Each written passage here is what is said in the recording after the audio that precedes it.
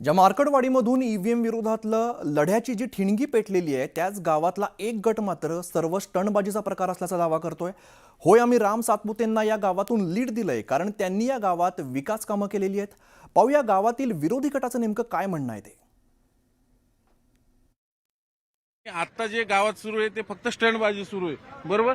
हा, बरोबर आहे। हे गावातील एक पुढाऱ्यांनी म्हणून स्टंटबाजी केलेलं आहे। गावातून 1003चं मतदान खरोखर रामभाऊ सातपुतेंना पडलेलं आहे। गावात 21 कोटी 89 लाख रुपयांचा निधी रामभाऊ सातपुतेंनी इथे दिलेला आहे गावामध्ये। कुठं काय काय केलं? इथं वशामारुती मंदिर आहे, तिथे 7 कोटी रुपयांचं दिलेलं आहे। रस्त्यांचे सगळे कामं झालेले आहेत। लाईट दिव्या बघा तुम्ही, सगळे जाहीर हिशोब मागितलाय तिथले समोर। हो, जाहीर निषेध इथं बॅनर लावलेला आहे, कामाचा बॅनर लावलेला या ठिकाणी बॅनर पूर्ण लावलेला आहे आणि पूर्ण यंग जनरेशन हे रामभाऊ सातपुतेच्या पाठीमागे आहे, हे लक्षात ठेवायचं। पूर्ण यंग जनरेशन।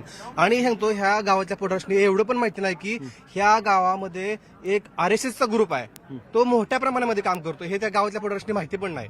हे मोठ्या पुढाऱ्यांनी लक्षात घ्यायचं, ह्याच गावचा मी इथलंच आहे, प्राध्यापक आहे ह्याच गावचा, हे लक्षात ठेवायचं। मी हे जे काय चाललंय मग ते हे सर्व चुकीचं चाललेलं आहे। ह्याच्यामध्ये काही तथ्य नाही, फक्त स्टंटबाजी आहे। पुढाऱ्यांनी 4 रुपये आणलेले ते फक्त दाखवायचे आणि जे ह्याला अपयश मिळालेलं आहे राज्यसभेला, हा, ते फक्त स्टंटबाजी आहे। ह्याला फक्त यश नाही भेटलं म्हणून त्यांचं सगळं चाललेलं आहे। काय ईव्हीएम मशीन जर खराब असती तर मागच्या 6 महिन्यापूर्वी लोकसभेच्या निवडणुका झाल्या, त्यामध्ये शरद पवार साहेबांचे 8 खासदार निवडून आलेले आहेत। त्यातलेच एक माड्याचे खासदार आहेत, त्यांना 1.25 लाखाचा लीड मिळाला आहे।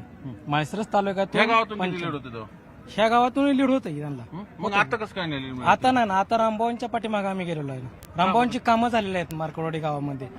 21 कोटी 89 लाख रुपयाची मार्कडवाडी गावामध्ये कामं झालेली आहेत आणि ह्यांना कामामुळं मतदान झालेलं आहे रामभाऊ सातपुते यांना, आणि ह्यांना मतदान कमी झालेलं आहे म्हणून यांनी काहीतरी टंटबाजी करण्यासाठी यांनी एवढं केलेलं आहे। या मार्कडवाडी गावातून जवळ 4 ऑपरेशन मोठे 5 लाखाच्या पुढचे असे इथून रामभाऊ सातपुतेंनी केलेले आहेत। त्यामुळे पूर्ण गाव जे आहे आणि इतर विकास रामभाऊ सातपुतेंनी इथं केलेला आहे। हा तुम्ही बघता, हा रस्ता सुद्धा त्यांनी केलेला आहे, पूर्ण डांबरीचा रस्ता सगळं पूर्ण त्यांनी रामभाऊ सातपुतेंनी दिलेलं आहे। मग समोरची पार्टी मध्ये नाही, सगळं बोगस आहे, सगळं त्यांचं चुकीचं आहे। अहो, किती आहे ते फक्त 4-5 फुट राहते गावातलं आमच्या, एवढं फक्त हे सगळं चुकीचं आहे ना। तर सगळे टोटल बाहेरचे लोक आहेत, एकही गावातला माणूस नाही। 6-7 गावले, सगळे गावले आहे। इथली सगळी टोटल जी बाहेर ती सगळी बाहेरचे लोक आहेत। आधार कार्ड चेक करा। आता ही जी लोक आहे ती ह्यात बसलेल्यांचे आधार कार्ड फक्त चेक करा, मग कुठले ते तुम्हाला समजतं। तुमच्यापाशी ऑन रेकॉर्ड आहे, ते व्हिडिओ आहेत। ही गावातील लोक, मला एक सांगा, हे गाव म्हणजे हा जो पश्चिम भाग आहे माळशिरसचा, माझ्या हा सगळं मोहिते पाटलांच्या विरोधात राहिलेला आहे सातत्याने। पहिले सुभाष पाटील असतील, नंतर उत्तमराव जानकर असतील, पण आता हेच जानकर मोहिते पाटलांकडे गेल्यामुळे तुम्ही त्यांच्या विरोधात मतदान केलं असं काय का?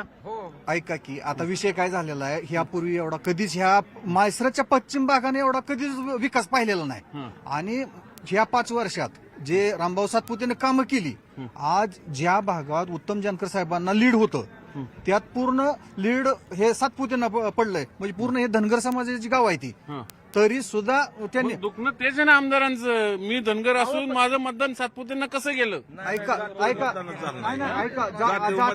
विकासावर मतदान झालं, जातीवर मग नाही त्यांना आक्षेप काय?